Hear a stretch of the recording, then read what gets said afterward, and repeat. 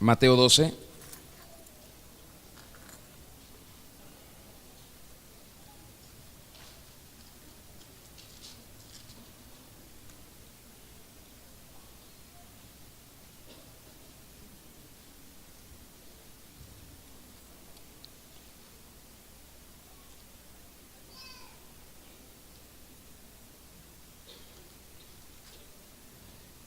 Evangelio de Mateo capítulo 12, vamos a leer desde el versículo 22, por favor, si me sigue en su Biblia. Voy a leer esta vez en la versión Reina Valera, que dice: entonces fue traído a él, está hablando al Señor Jesucristo, a él, un endemoniado ciego y mudo, y le sanó. Fíjese todo el poder de la palabra sanidad aquí en este texto, porque además de ser ciego, era mudo y además estaba endemoniado.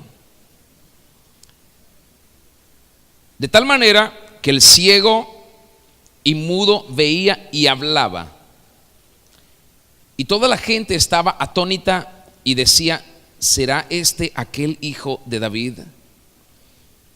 Mas los fariseos al oírlo decían: este no echa fuera a los demonios, sino por Beelzebú, príncipe de los demonios. Sabiendo Jesús los pensamientos de ellos, les dijo: todo reino, di conmigo, reino,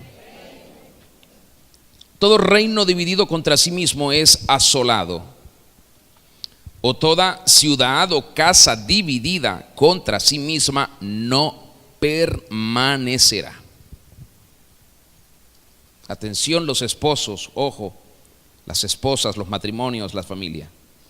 Y si Satanás echa fuera a Satanás, contra sí mismo está dividido. ¿Cómo pues permanecerá su reino? Dice esta versión. Y si yo echo fuera los demonios por Beelzebú, ¿por quién lo echan vuestros hijos?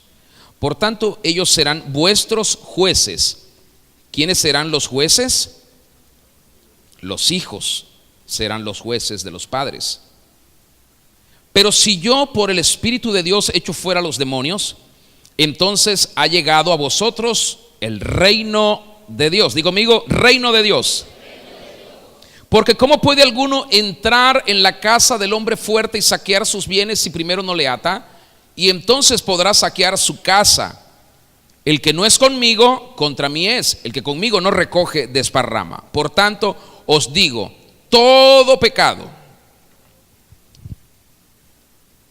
y blasfemia será perdonado a los hombres, mas la blasfemia contra el Espíritu no les será perdonada.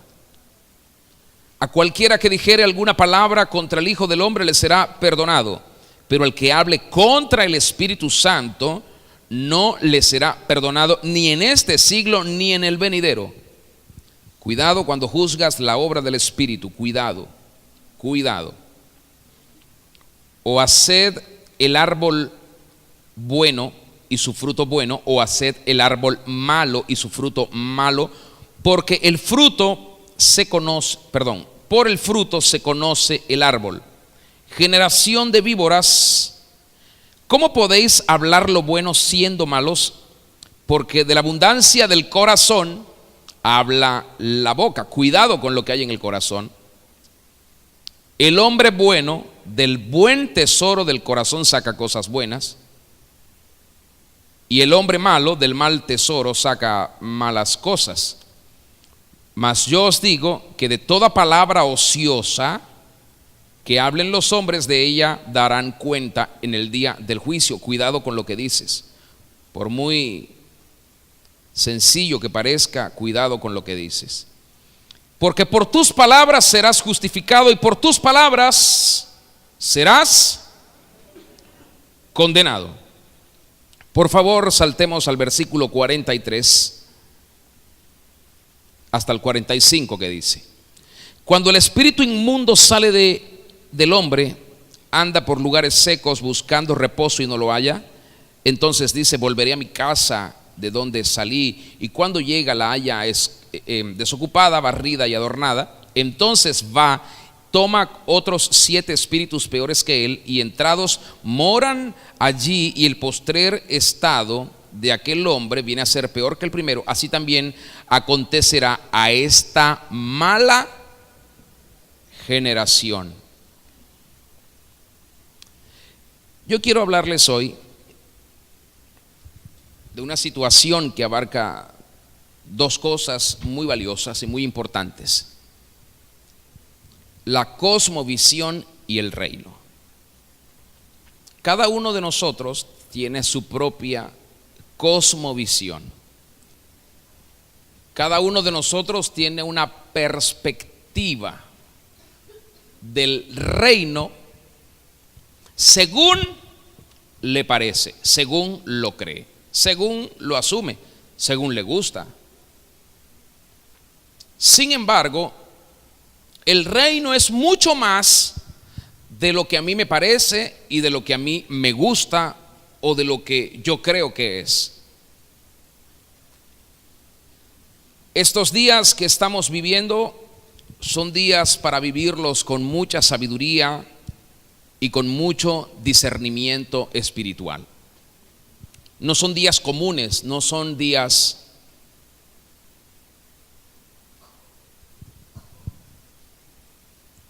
tradicionales. Y quiero ser puntual, especialmente en este trimestre, en este primer trimestre. Nosotros estamos viviendo un primer trimestre muy movido. En Venezuela y en el mundo estamos viviendo un primer trimestre muy intenso. Y eso no es otra cosa que lo que dice el profeta Isaías en el capítulo 57. Voy a ir un poco rápido, lo tengo aquí citado. Isaías 57 en la Reina Valera, versículos 20 y 21 dice: pero los impíos son como el mar en tempestad, que no puede estarse quieto, y sus aguas arrojan cieno y lodo. No hay paz, dijo mi Dios, para los impíos. Estamos en un tiempo bastante complejo, pero es un tiempo que nosotros, los hijos de Dios, debemos aprovechar. Un tiempo que debemos aprovechar para fructificar al máximo, para no perder ni un solo momento, ni una sola oportunidad. Y esto es lo que nos va a nosotros a hacer vivir lo que se conoce como el momento cuántico o el momentum cuántico, como lo quiera decir.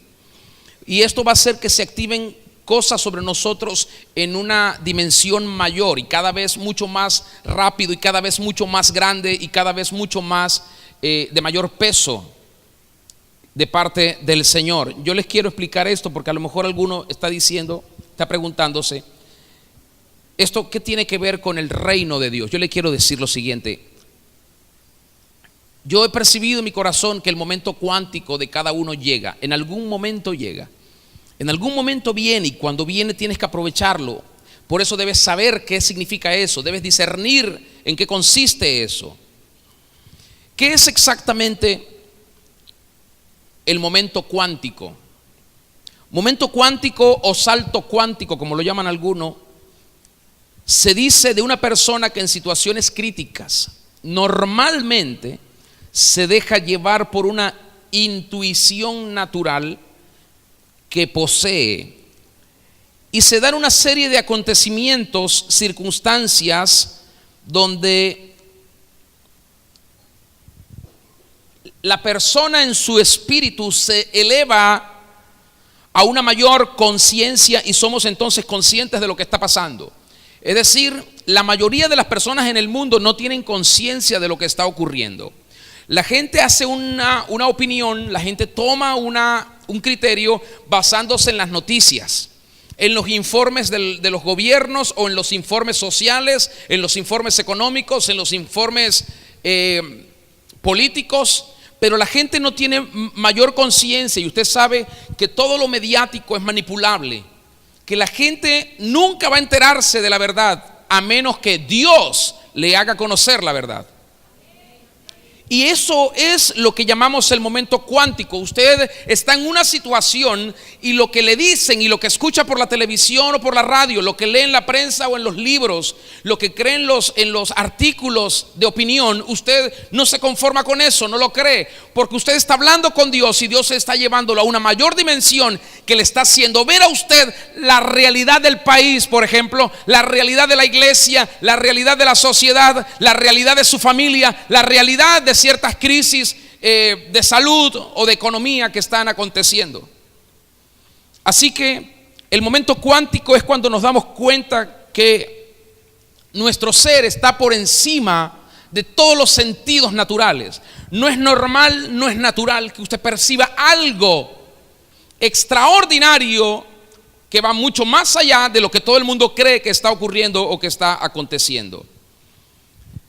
El momento cuántico es cuando el ego se queda atrás o se queda abajo y el espíritu se eleva porque está conectado con el Señor.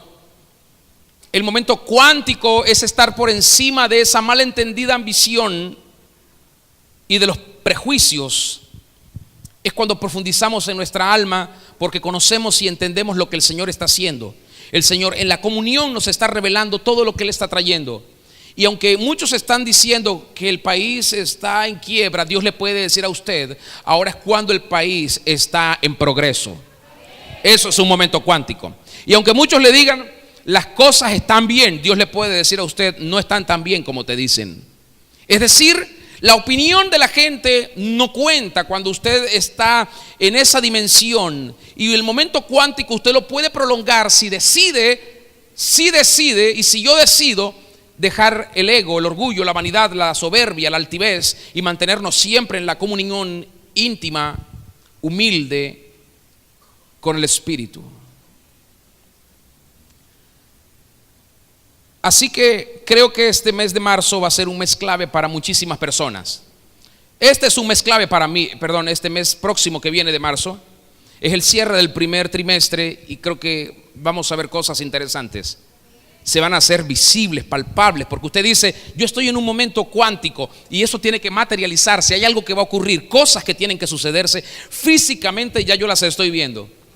Este primer trimestre es un trimestre muy intenso, vamos a aprovecharlo al máximo. Entonces debemos tener en claro, pensando en esto, debemos tener en claro cuál es el concepto de cosmovisión. Vic, por favor, ayúdeme de nuevo con mi asistente. Vamos a tener en claro nuestro concepto de cosmovisión. Es muy importante entender, saber lo que significa cosmovisión. Y cuando yo entiendo ese concepto, cuando yo entiendo esa definición, yo me ubico inmediatamente, me doy cuenta de qué es lo que yo estoy creyendo y de qué es lo que yo estoy viendo. Por favor. Más. Ahí estamos. ¿Qué es la cosmovisión? Cosmovisión es la manera en cómo ves e interpretas al mundo, los sistemas, lo que ocurre en lo físico, en lo espiritual. ¿Para ti es normal lo que está ocurriendo, lo que pasa, lo que no pasa? ¿Es normal vivir sin Dios, vivir con Dios? ¿Es normal que te sientas enfermo, que te sientas oprimido, que te sientas muy alegre, muy feliz? Bueno, de eso se trata todo esto. Son los lentes con los que vemos y analizamos el mundo físico y el mundo espiritual, y es el sistema en el que nosotros decidimos vivir. Porque tenemos un sistema aquí abajo en la tierra y Dios nos proveyó de otro sistema. ¿En qué sistema estamos? Nosotros estamos en el sistema que decidimos vivir. ¿Por qué decidimos vivir en ese sistema? Porque nos basamos en nuestras creencias, en la forma en cómo estamos viendo las cosas y cómo pensamos que nos va a ir mejor. Cosmovisión es el conjunto de ideas que sostiene a una persona consciente o inconscientemente acerca del mundo y su funcionamiento. A esto también se le hace referencia como sistema de creencias, sistema mental o mentalidad, forma de ser, forma de interpretar, bien sea lo correcto o lo incorrecto. Ahora, yo le quiero presentar a ustedes tres cosmovisiones preponderantes que hoy están en el mundo en una gran lucha. Número uno, la cosmovisión naturalista o materialista. Esta cosmovisión es la que cree en el poder de la productividad, pero poco se interesa en el cuidado del medio ambiente. Y esto, si no se interesa en el cuidado del entorno, entonces ¿qué produce? Produce degradación, produce depredación, produce abuso, produce corrupción. Esta es la cosmovisión materialista, que también cree en el hombre solo como materia. No cree en Dios. Cree que el hombre no sabe a ciencia cierta hacia dónde va, que él tiene que formarse su destino. No hay otro destino sino el que él se forma. Esta es la cosmovisión materialista. Eso produce en la gente desesperanza. Una persona que diga: yo no tengo un destino, no hay un plan, no hay un proyecto, no hay una meta, no hay ningún ser supremo, sino que yo tengo que hacérmelo. Entonces esto hace que mucha gente se desanime, que mucha gente no tenga la voluntad para seguir adelante, porque piensan en un futuro incierto, lleno de soledad. Entonces eso lleva a mucha gente al suicidio. Hay un gran colectivo que viven en un despropósito que los está cada día oprimiendo. Es vivir rodeado de gente pero no sentirse parte de nada, es estar en un mundo sin sentido. Pero esto lo fomenta precisamente esta cosmovisión materialista. Tenemos en segundo lugar la cosmovisión animista, que adora la creación, hace de todo un Dios. De esto se aprovecha también el espíritu de idolatría para perpetuarse en los corazones de la gente, porque entonces la gente se hace un ídolo de cualquier cosa, de un palo, de una piedra, de cualquier elemento de la creación.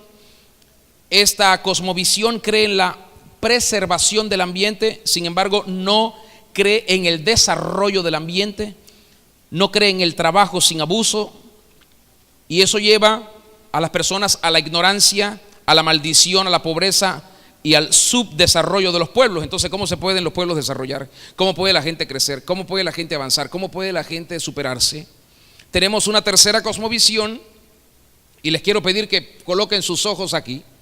Es la cosmovisión bíblica o la cosmovisión del reino de Dios, en donde afirmamos que el ser humano es creación de Dios y solo de Dios y únicamente de Dios y de nadie más sino de Dios. Y hacemos cita de ese pasaje de Génesis 1, 26 al 28, donde Dios declaró y dijo: hagamos al hombre a nuestra imagen conforme a nuestra semejanza y señoree sobre la tierra. Así que en esta cosmovisión podemos darnos cuenta que el ser humano fue puesto como mayordomo de la tierra, como señor de la tierra, como autoridad en la tierra para administrar con responsabilidad. Sin embargo, sabemos que el pecado que el hombre cometió lo extravió del propósito original. ¿Y qué pasó luego? Dios tenía un plan de recuperación de esa relación y envió a Cristo su Hijo, y Cristo hizo todo lo que debía hacer y todo fue restaurado y se recompuso el plan de Dios. Ahora, para que ese plan se multiplique y para que muchas personas en el mundo lo puedan conocer, Cristo vino a redimir al hombre. ¿Recuerda lo que significa esa palabra redimir? ¿Qué significa? ¿Qué significa? Comprar. Comprar. Había un precio que pagar y Cristo vino y lo pagó con su propia vida y sacrificio, y por eso ahora el ser humano puede estar nuevamente delante de Dios sin ningún problema, sin ninguna vergüenza, sin ningún pecado, sin ninguna condenación, y decir: gracias, papá, porque tú me has vuelto a traer a ti. De eso se trata el plan del Señor. Entonces tenemos que partir que si ahora estamos restaurados y hemos sido reconciliados con Dios y reivindicados a nuestra posición original, tenemos que ver que el trabajo, la productividad no es mala, es buena.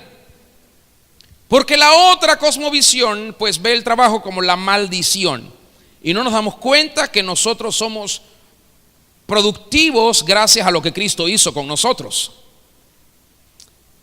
El ser humano entonces es mayordomo, por eso debe trabajar. No se puede ser un mayordomo sin trabajar. Si usted es un mayordomo, tiene que trabajar. No se puede ser un mayordomo sin producir. Si usted es un mayordomo, tiene que producir. Y tiene que cuidar de su entorno, de su familia, del medio ambiente, de la creación, de todo lo que está, del sistema, del cosmos, de lo invisible, de todo. Tiene que cuidar, tiene que haber en usted una capacidad para fomentar el cuidado hacia todas las cosas que el Señor nos ha provisto.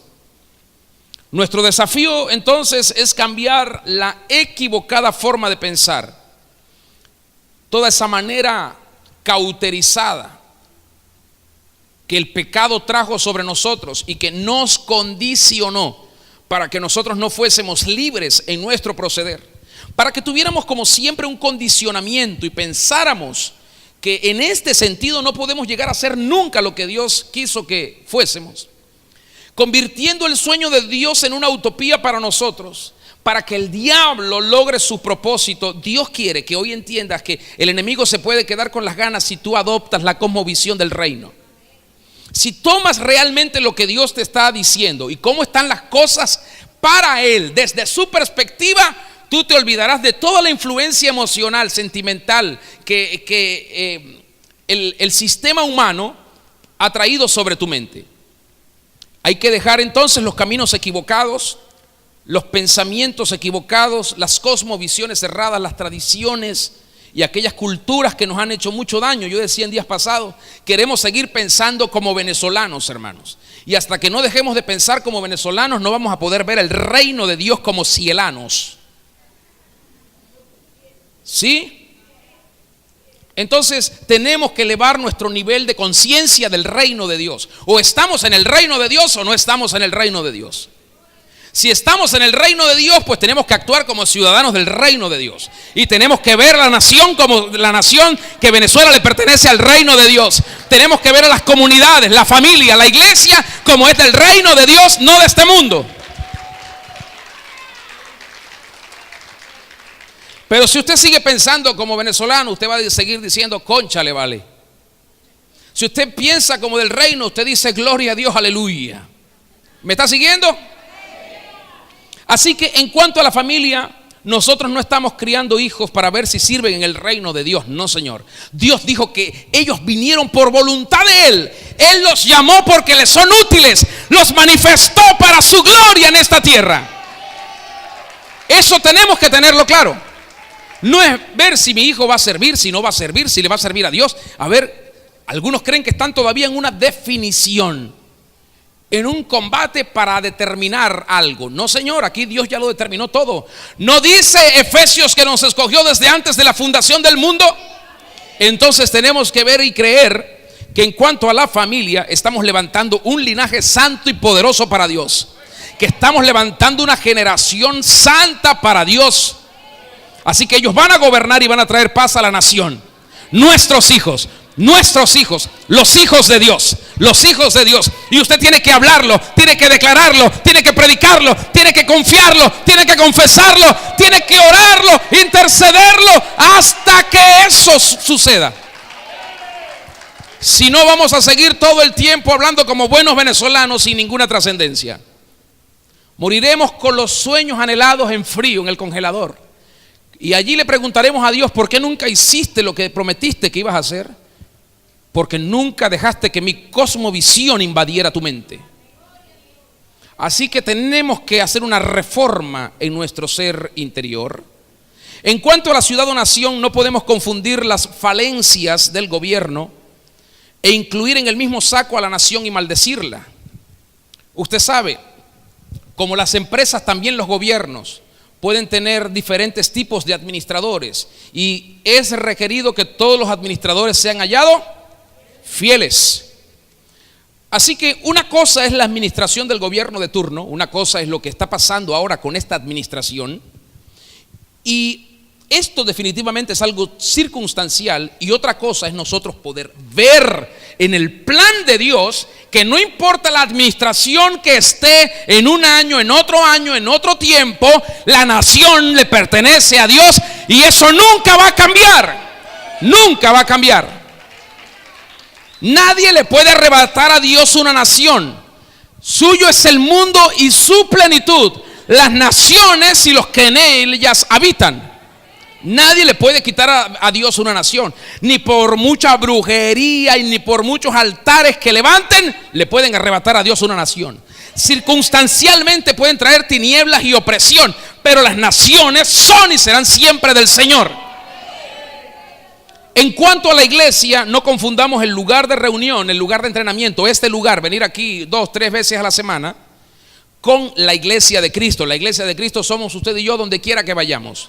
Cuando tenemos eso en la conciencia, no necesitamos estas paredes, ni este piso, ni este aire para funcionar como iglesia. Funcionamos como iglesia donde sea, cuando sea, porque somos la iglesia.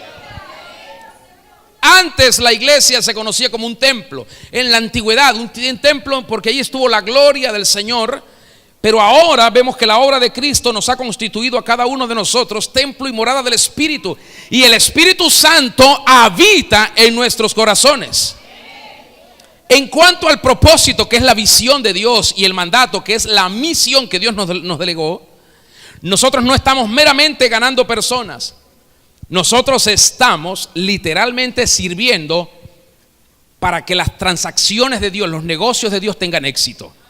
Dios está todos los días invirtiendo en su reino y está comprando y comprando y comprando. Cuando la gente dice no compres porque todo está mal, Dios dice yo sigo comprando y comprando y comprando con la moneda más alta de todo el universo, la sangre del Señor Jesucristo. Sigo comprando vidas, comprando familias, comprando matrimonio, comprando varones, comprando niños, comprando mujeres para el reino de Dios. Aleluya. Dios invierte, y si usted tuviera que opinar en esas transacciones, tal vez usted y yo le diríamos a Dios: no inviertas en él. ¿Por qué? Porque ha fracasado muchas veces, porque está lleno de vicios, porque tiene pecados, porque es un mal administrador, porque es una persona así, además está lleno de orgullo, nunca te va a obedecer. Pero Dios dice: no importa, yo compro, yo transformo, yo compro, yo convierto, yo compro, yo hago lo que quiero. Aleluya. Ese es nuestro Dios, ese es nuestro Señor. Aleluya. Así que el reino de Dios es potencia. Di conmigo, potencia. El reino de Dios es dominio. Di conmigo, dominio. Y el reino de Dios está sobre todo. Di, sobre todo. Así que tú fuiste trasladado, yo fui trasladado de la potestad de las tinieblas al reino del amado Hijo de Dios. En nosotros ocurrió esa traslación, aunque todo pareciera estar igual que antes. Por eso, las maldiciones generacionales, escucha, que habían en la tierra, que estaban en nuestra vida, las maldiciones de los padres, las enfermedades, los yugos, las opresiones, las limitaciones, se acabaron por el poder de la sangre de Cristo, porque Él nos redimió. No hay enfermedad, no hay escasez, no hay opresión que pueda contra el poder de la sangre. La sangre es el recurso todo suficiente para que nosotros vivamos libres y sanos. A veces no estamos libres y sanos como Dios quiere, porque todavía tenemos orgullo, porque todavía hay en nosotros cosas guardadas, resentimientos, cierta hipocresía, cierta falta de sinceridad. Y el diablo no se le escapa ni esto. Y entonces oprime y trae males sobre la vida de la gente. Entiéndalo, por favor. Salvación es un suceso. Usted viene a Cristo y Cristo lo salva, lo traslada inmediatamente de las tinieblas a la luz. Pero conversión es un proceso. Conversión del alma, conversión de las ideas, conversión de los pensamientos, conversión del corazón es un proceso en el que usted y yo tenemos que trabajar todos los días, porque nuestra sensibilidad humana, la concupiscencia de la carne nos quieren llevar de nuevo al camino antiguo, a la senda del pecado y de la muerte. Pero nosotros tenemos que trabajar con determinación y decir: no voy a ir para allá, Señor, yo quiero seguir en este proceso avanzando en la conversión, que quiere decir me vuelvo a Dios y no me regreso, me vuelvo a Dios. Así que la conversión es progresiva, y para que progrese tiene que haber una demolición. ¿Demolición de qué? Demolición de las cosas viejas, demolición de las cosas antiguas, destrucción de los paradigmas, de las antiguas ideas, de las antiguas tradiciones, de las antiguas culturas. Porque todavía a muchos, por ejemplo, les pega el día de la madre, les pega el día del padre, el día del niño, el día de la abuela. Les pega la cultura. A muchos les pegan, sí, los carnavales, la Semana Santa. A muchos todavía les pegan las fiestas nacionales. ¿Me está siguiendo? Entonces, Tiene que haber una destrucción de las antiguas plataformas en las cuales habíamos cimentado nuestra vida para nosotros poder progresar en el reino de Dios. De lo contrario, las mezclas te van a envenenar el alma. ¿Por qué? Cuando no hay demolición, no hay construcción. Porque tú no puedes construir sobre algo que no te sirve para volver a destruir o ver ruina de nuevo. Tú tienes que destruir, limpiar para poder construir. Si no hay demolición, no hay construcción. Y cuando no hay ni demolición ni construcción, vienen las mezclas. Entonces tú agarras un poquito de aquí, un poquito de acá, un poquito de esto. Todo te sirve, como los materiales viejos. Cuando vas a construir algo que ya está viejo, tú dices, esta columna estaba aquí, la voy a dejar. Hago una con unos materiales viejos que tenía, que recuperé de allá. Me traigo esto que me regalaron, aquello que me encontré. Y comienzas a hacer una mezcla de todo y no te das cuenta que eso pone en riesgo tu vida. Así que un poco de Dios, un poco de la carne, un poco del pecado, un poco del sistema, un poco del humanismo, un poco de lo que yo creo, un poco de lo que me dicen, un poco de lo que quiero obedecer. Y entonces los creyentes terminan convirtiéndose en creyentes sensoriales que viven por las vibraciones del alma. Yo escucho creyentes todavía decir, aquí hay mala vibra, hoy hay una buena vibra. ¿Qué es eso de vibra? Escúcheme. Un día están arriba y otro día están abajo. Son demasiado sentimentales, llorones, almáticos, depresivos. Por eso no debemos dar lugar al pecado. No debemos dar espacio a los dardos de fuego del maligno que vienen a nuestra mente, a los pensamientos del diablo. El hecho de que algunas personas vengan, por ejemplo, a nuestras reuniones no quiere decir que se hayan convertido a la verdad. ¿Les gusta el evangelio o les gusta a alguien? Pero no se han convertido. Están ustedes muy risueños hoy.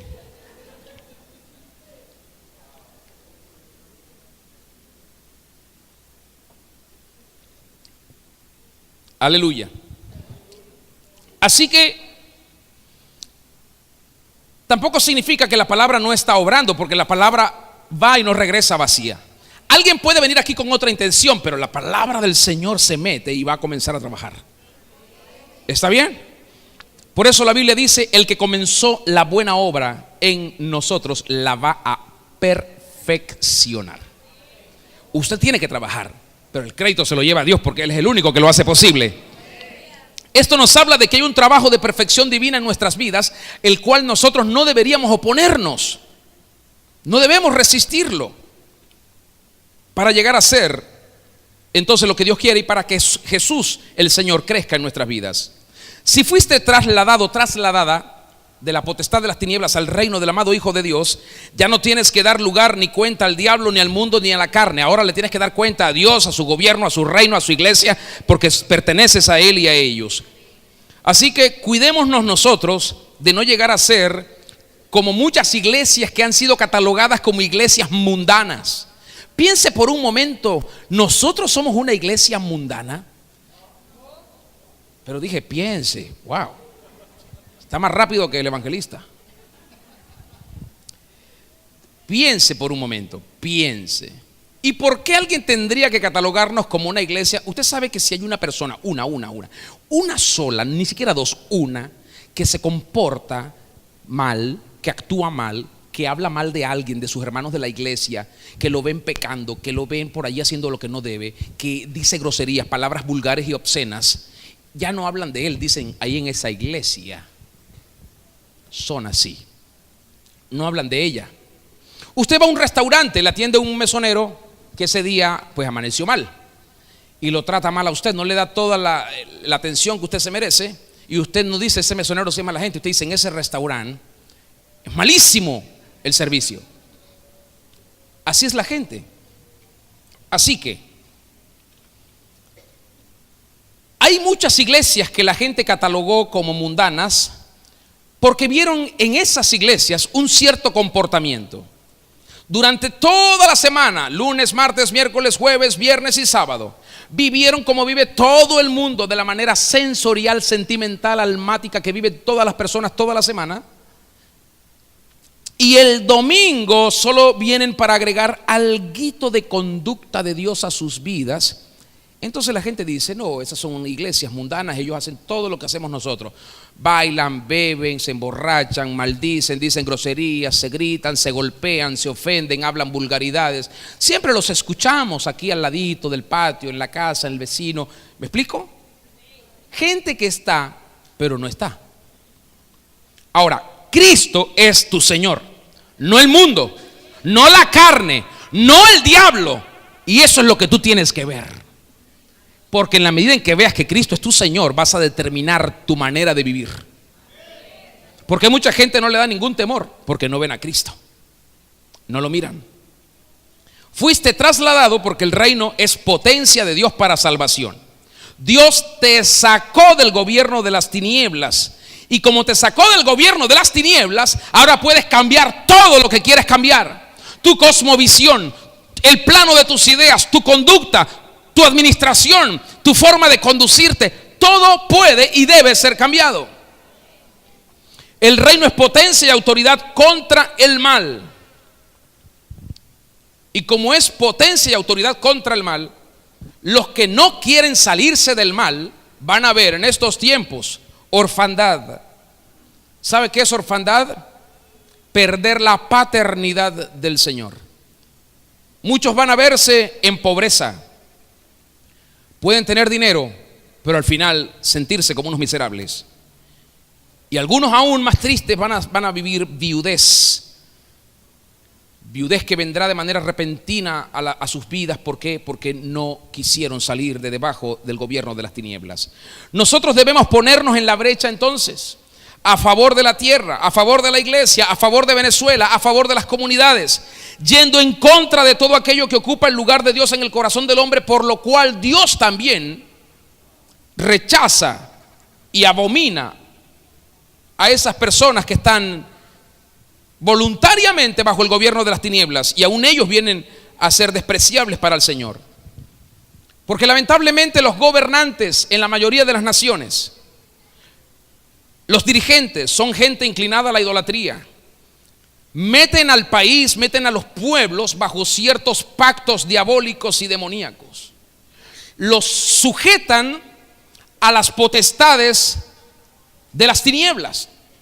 Consultan a los brujos, buscan el consejo de los hechiceros, de los paleros, de los agoreros, y todo esto, ¿qué es lo que produce? Maldición. Maldición sobre los pueblos. Por eso no podemos salirnos del lugar de la brecha. Siempre tenemos que estar en la brecha, orando, orando, orando, intercediendo, clamando. ¿Por qué? Porque si la tierra está bajo maldición por esos conjuros de las tinieblas, entonces ¿qué vamos a tener nosotros en la sociedad? Vamos a tener mayor pobreza, vamos a tener mayor miseria, vamos a ver mayores niveles de corrupción, vamos a ver peores males sociales y de salud. Vamos a ver pecados de cierta naturaleza que van a traer ciclos de desastres y de pérdidas. Entonces tenemos alrededor un mundo muy oscuro, muy lleno de maldad y lleno de tinieblas. Y cuando el corazón está ligado a la maldad, hay oscuridad por todos lados. Eso es lo que el Señor nos enseña. Y esto nos dice entonces que nosotros no podemos seguir esperando a que a la iglesia en algún momento le dé el ánimo, le provoque, le venga en gana manifestarse como la iglesia gobernante en la tierra. Hermano, hay que crecer, hay que madurar, por favor. El otro día alguien me dijo que no me saludaron así, que no me vieron, me sentí mal. Y digo, ¿y hasta cuándo vamos a estar en eso? Tenemos que madurar, hay que crecer, hermano. Es que no me dio un besito, ¿y hasta cuándo vamos a estar en eso? No vivimos por un besito, vivimos por la gracia de Dios. ¿Me explico? No me siento bien si me abrazan o no. Tengo el reino, el Espíritu Santo morando dentro de mí. Y eso tiene que llevarnos a crecer. Tiene que hacernos crecer. Tenemos que vivir ya en la madurez. Y hay que ayudar a los que todavía son infantes a que crezcan, a que maduren, a que avancen. Entiendan ustedes, por favor, que el sentir es un asunto de los sentimientos del alma, pero poder, di conmigo, poder y autoridad, di conmigo, autoridad, están en tu espíritu, no en tu alma. Si tú vives por tu alma, nunca ejercitas, nunca desarrollas poder y autoridad. Si vives en tu espíritu, desarrollas poder y autoridad. Cuando vives en tu alma, no eres sincero con el Señor, no eres obediente con el Señor. Solo viviendo en tu espíritu puedes ser obediente con el Señor, porque en tu alma tú todo lo vas a someter a lo que sientes y a lo que vas a dejar de sentir. En tu alma vas a someterlo todo a lo que te parece, a lo que no te parece, a lo que te gusta, a lo que no te gusta, a lo que a otro le cae bien o le cae mal. Y tú no puedes vivir así, tú tienes que vivir por lo que el Espíritu Santo dice. Así que el reino manifiesto, cuando es expresado, ¿sabes qué hace? Denuncia los pensamientos equivocados, los pensamientos religiosos incrédulos que se encuentran en el corazón. Y probablemente esto te confronte en cierta parte. ¿Por qué? Porque tú sabes que es verdad. Si tú no tuvieras esto, no te confrontara. Y esto es lo que hace el reino de Dios. ¿Por qué? Porque te quiere ir definiendo, todos los días te quiere ir definiendo, todos los días, porque todos los días estás expuesto o a regresarte, o a seguir viviendo como venezolano, o a seguir viviendo en el alma, o a seguir siendo un niño o una niña espiritual. Y Dios quiere que avances, porque si no, no puedes gobernar la tierra. Mire lo que planteó el Señor, lo leímos hace un momento en Mateo 12, 25 al 30, lo leímos hace un momento. El Señor planteó esto y dijo: el diablo es perverso, eso lo dijo, pero él no se divide. Impresionante, ¿verdad? Y dice, estaba ahí, estaba así. Él es muy malo, pero él no se divide. Él es muy perverso, pero él no se divide. El diablo es totalmente inicuo, pero él no se divide. Y nosotros que estamos llamados a ser santos, del primero que nos dividimos es de Dios, porque no estamos de acuerdo con él en muchas cosas. Y después nos dividimos aquí con las autoridades, y después nos dividimos entre nosotros mismos, porque hay ciertas cosas que no nos gustan. Jesús dijo, el diablo es perverso, pero no se divide. Al diablo, los demonios, los principados, las potestades, los gobernadores de las tinieblas de este siglo, ¿qué los une? ¿Qué los une? La maldad.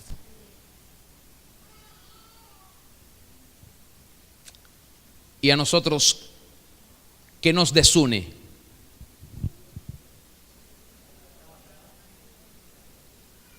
¿Qué nos desune?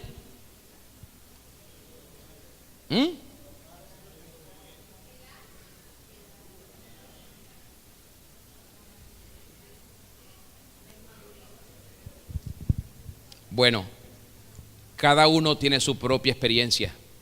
Por eso en esto no podemos encontrar una respuesta única.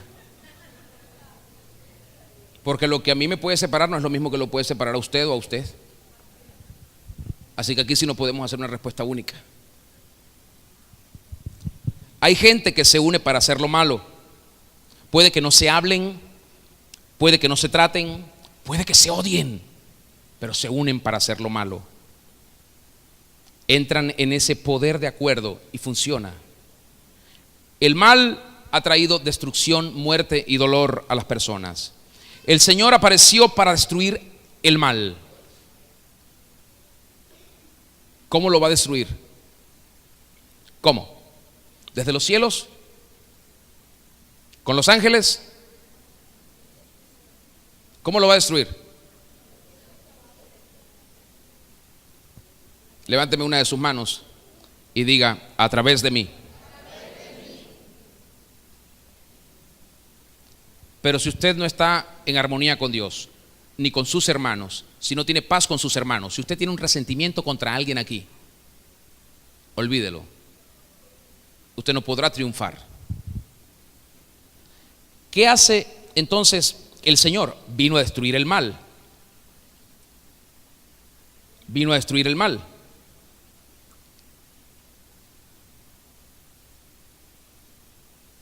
¿Me ayudas, maestro? Ya te necesito por aquella esquina, por allá te necesito. Gracias. Eso vino a hacer el Señor. Vino a destruir el mal. Y si el Señor destrona el mal, entonces el diablo se queda sin poder. Y si el diablo se queda sin poder, ¿qué va a usar el diablo entonces?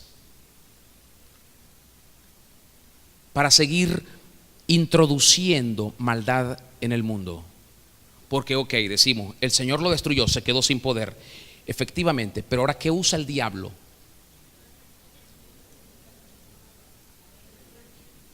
Nuestra mente, porque cuando nuestra mente no está convertida al Señor, es débil y nos puede controlar y nos puede dominar, y podemos llegar a hacer cosas que ni imaginaríamos que haríamos, porque nuestra mente no se ha vuelto al Señor.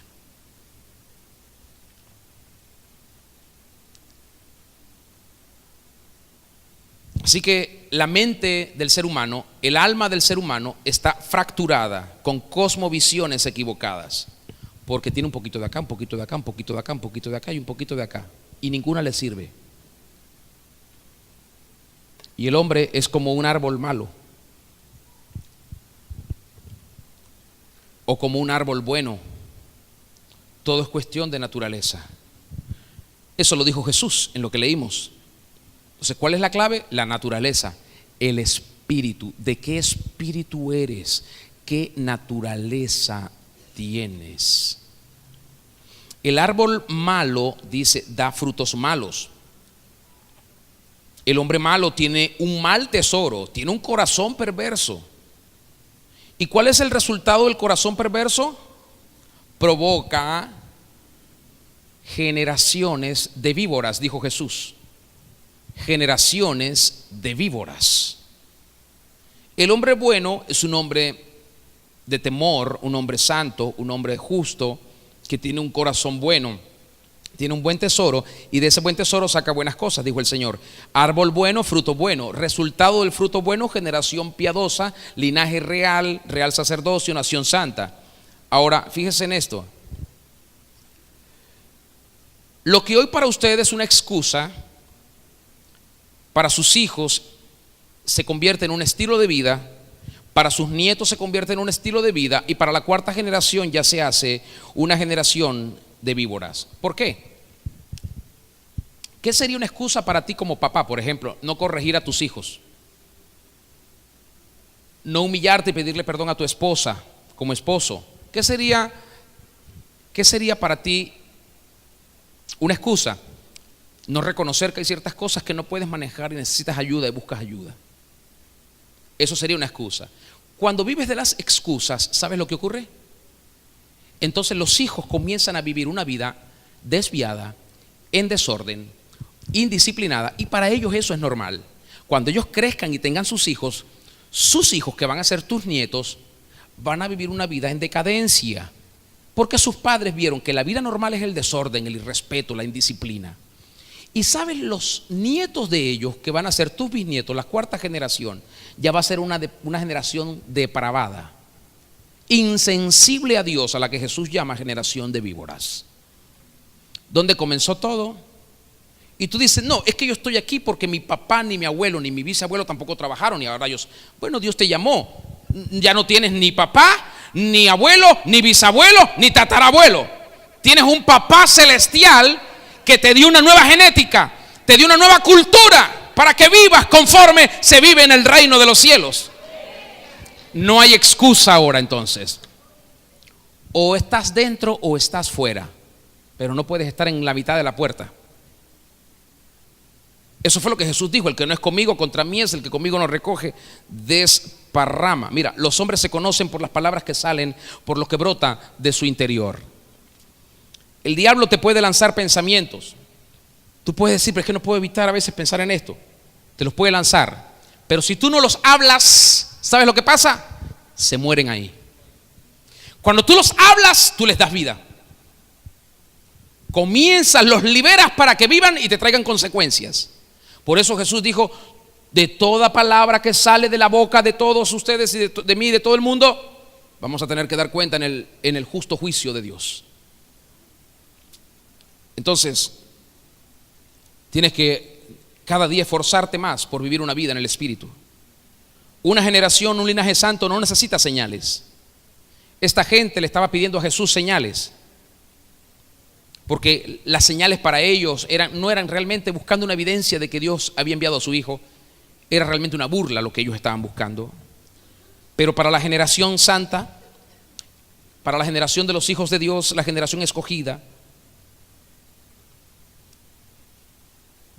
ellos provocan las señales. Ellos no piden señales, ellos provocan las señales. Así que la cosmovisión del reino hace que los hijos de Dios caminen como reyes y sacerdotes, que siempre tengan una actitud y una posición correcta ante la vida, ante cualquier situación. Y los hijos de Dios no necesitan las señales porque ellos son gentes de confianza del Espíritu. El Espíritu puede hacer algo si lo quiere hacer, y si no lo quiere hacer también todo estará bien. Ellos no son movidos por las circunstancias, por los sentimientos, por las buenas cosas, por las malas cosas. Están firmemente plantados en la obra de Cristo y la palabra de Dios está en ellos como una roca firme. Por eso no necesitan señales. Aquí vienen a veces muchas personas con muchas necesidades. Y un día una persona me dijo: yo estoy buscando un lugar donde lo toquen a uno. Y yo dije: ¿qué significa eso? Bueno, donde le pongan a uno la mano así y oren por uno. ¿Aquí no hacen eso? Yo le dije: no somos de esa clase de personas. Ah, bueno, gracias, porque yo ando buscando es un lugar donde lo toquen a uno. Yo dije: bueno, bendito sea el Señor. Así que sentir o no sentir, escucha, no debe moverte. Porque tú no vives por lo que sientes ni por lo que dejas de sentir, sino por la palabra de Dios. Por eso deberíamos vivir.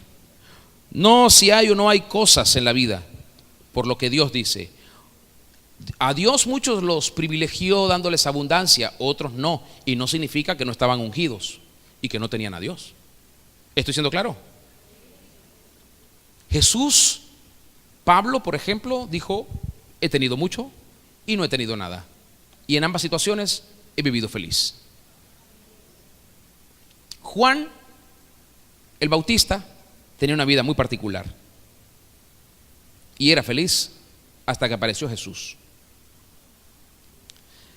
Así que quiero terminar con esto, diciéndoles: debemos vivir limpios pero no vacíos. Póngase de pie, por favor. Debemos vivir limpios pero no vacíos. Mucha gente piensa que limpiarse es vaciarse. No. ¿Por qué?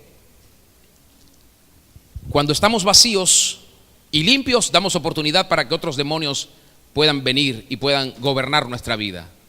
Jesús dijo: cuando un espíritu sale de la vida de un hombre y se va buscando un lugar donde reposar, y al no encontrarlo, al no hallarlo, se acuerda de su antigua casa y piensa: volveré a ella, y regresa, y al encontrarla vacía, se va y busca otros 7 peores que él y vuelve. Entonces ya son 8, no es uno, y el peor estado de aquella casa, de aquella vida, viene a ser peor que el primero. Dios quiere limpiar tu vida, pero Él quiere llenarla. Si tú no quieres que Dios llene tu vida, los demonios van a tener lugar y te van a lastimar. Así que limpio y lleno del Espíritu manifiesta ese pleroma, esa potencia de Dios contenida en tu interior. Por eso cuando alguien viene al Señor, Dios lo limpia y lo llena. Y Dios dejó escrito que nosotros podemos pedir el Espíritu Santo y que Él se lo va a dar a todo el que se lo pida. Así que si estás vacío o vacía, es porque no has querido estar lleno o llena. Porque el Señor te quiere llenar. Él te quiere llenar. Y Él quiere que tú no estés vacío ni estés vacía.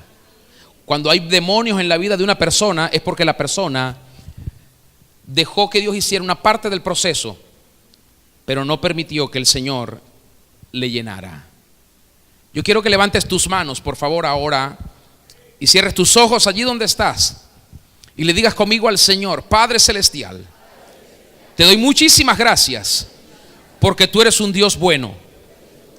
Y quiero pedirte perdón, porque aunque me has limpiado muchas veces, no he dejado que me llenes con tu Espíritu Santo, sino que me he llenado de religión, de conductas, de costumbres, de tradiciones.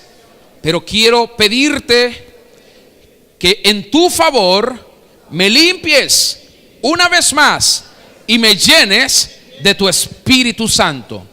Lléname, Señor, para que no haya lugar en mi vida para nadie más, sino para ti.